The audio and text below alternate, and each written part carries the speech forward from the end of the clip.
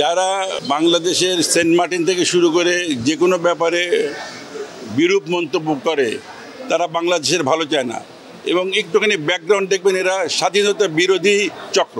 তো বাংলাদেশের স্বাধীনতাই তারা চায়নি, তো বাংলাদেশের উন্নয়ন তারা চাইবে কীভাবে? একমাত্র জননেত্রী শেখ হাসিনার সরকার আমাদের মুক্তিযুদ্ধের সপক্ষে সরকার।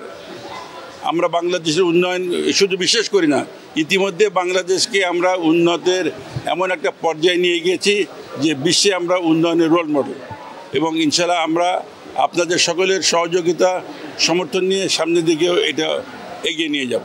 প্রথম কথা হচ্ছে রাজশাহী বিমানবন্দর আন্তর্জাতিক বিমানবন্দর হবে কি না।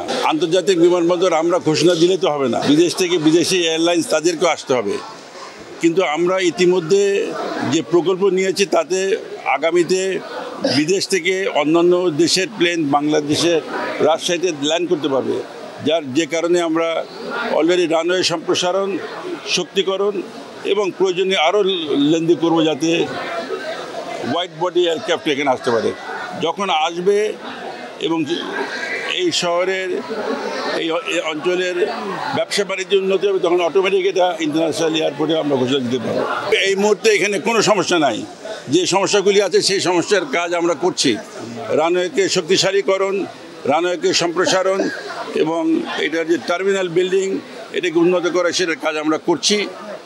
এবং আগামীতে আমরা দেখব যে এটাকে যেভাবে বললাম যে আন্তর্জাতিক বিমানবন্দরে রূপান্তরের জন্য যদি বিদেশি ফ্লাইটরা আসার আগ্রহ করে তখন আমরা দেখব।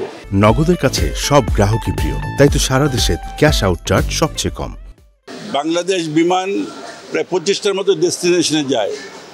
একটা ডেস্টিনেশন নিয়ে আলোচনা করলে কিন্তু হবে না।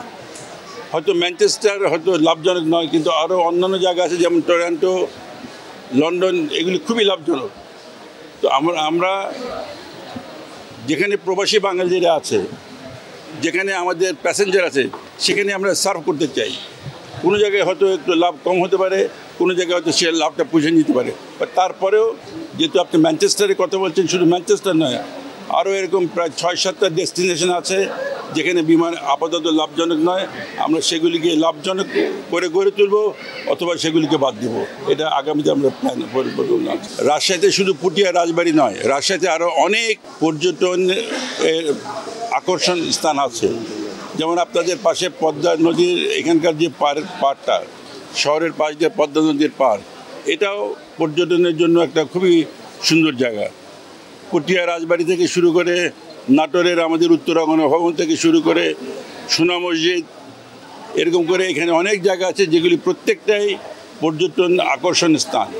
আমরা একে একে এক একটা করে ডেভেলপ করছি। আমি একটু আগে বলেছি যে আমরা শেখ হাসিনা সেতু অর্থাৎ মহানন্দা নদীর পাড়ে একটা খুব আধুনিক রিসর্ট গড়ে তুলছি, যেটা কাজ চলছে।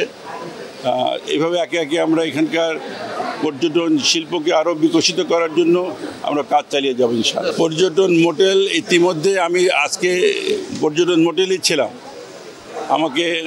আমার অনেকে বলেছিল যে হোটেলে থাকে না, আমি বলছিলাম হোটেলে থাকবো না, আমি আমার মোটেলে থাকবো।